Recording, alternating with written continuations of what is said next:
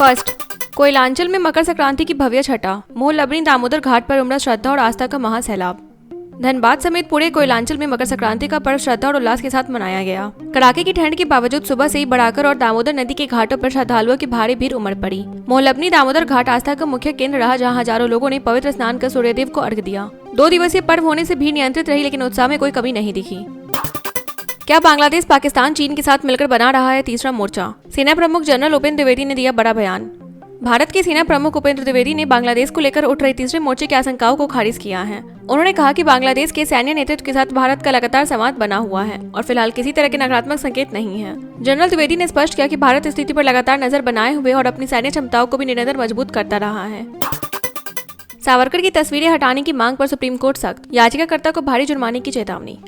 Supreme court ने संसद और अन्य सार्वजनिक स्थानों से विनायक दामोदर सावरकर की तस्वीरें हटाने की मांग वाली याचिका पर कड़ा रुख अपनाया है। अदालत ने पूर्व IAS अधिकारी की जनहित याचिका को तर्कहीन बताते हुए सुनवाई से इनकार कर दिया। कोर्ट ने याचिका वापस लेने पर भी भारी जुर्माना लगाने की चेतावनी दी और कहा कि इस तरह की याचिका न्यायिक समय की बर्बादी है। पश्चिम बंगाल में सर से हड़कंप, 11,000 से ज्यादा अवैध मतदाता मिले, नदिया जिला टॉप पर।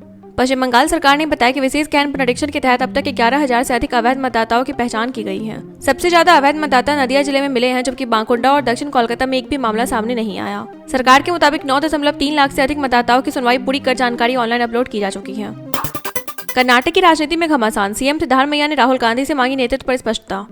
कर्नाटक में नेतृत्व परिवर्तन के अटकलों के बीच मुख्यमंत्री सिद्धारमैया ने राहुल गांधी से स्पष्ट रुख अपनाने की मांग की है। सिद्धारमैया का कहना है कि मुख्यमंत्री पद को लेकर जारी असमंजस से शासन और कैबिनेट विस्तार प्रभावित हो रहा है। सूत्रों के अनुसार नेतृत्व परिवर्तन की चर्चाओं के चलते कई अहम फैसले फिलहाल रुके हुए हैं। भारत को क्यों चाहिए रॉकेट फोर्स? चीन पाकिस्तान की रणनीति पर सेना प्रमुख का बड़ा खुलासा। सेना प्रमुख जनरल उपेंद्र द्विवेदी ने कहा कि मौजूदा हालत में भारत को एक समर्पित रॉकेट मिसाइल फोर्स की जरूरत है। चीन और पाकिस्तान पहले ही ऐसी फोर्स खड़ी कर चुके हैं। उन्होंने बताया कि भारत पिनाका और प्रलय जैसी प्रणालियों को लगातार मजबूत कर रहा है। अब यह तय किया जाना है कि यह फोर्स सेना के अंतर्गत रहेगी या रक्षा मंत्रालय के सीधे नियंत्रण में होगी। यूएस रिपोर्ट में भारत के पिनाका रॉकेट सिस्टम की तारीफ, 300 किलोमीटर तक रेंज बढ़ाने की तैयारी। अमेरिका की एक रिपोर्ट में भारत के Pinaka long range guided rocket system की जमकर सराहना की गई है। रिपोर्ट के अनुसार यह सिस्टम भारतीय सेना को सटीक और गहरे लक्ष्य भेजने की क्षमता देता है। भविष्य में इसकी रेंज 200 से 300 किलोमीटर तक बढ़ाने की योजना है। इससे चीन और पाकिस्तान के खिलाफ भारत की सैन्य ताकत और ज्यादा मजबूत होगी। देवघर पहुंचे बिहार की खेल मंत्री श्रेयसी सिंह, बाबा बैद्यनाथ धाम में की विशेष पूजा अर्चना। बिहार सरकार के खेल मंत्री श्रेयसी सिंह देवघर स्थित बाबा बैद्यनाथ धाम पहुंचे और विधिवत पूजा अर्चना की। उन्होंने कहा कि किसी भी नए कार्य की शुरुआत से पहले वह बाबा बैद्यनाथ का आशीर्वाद लेती हैं। इस दौरान उन्होंने बिहार और झारखंड की जनता के सुख, शांति और समृद्धि की कामना की।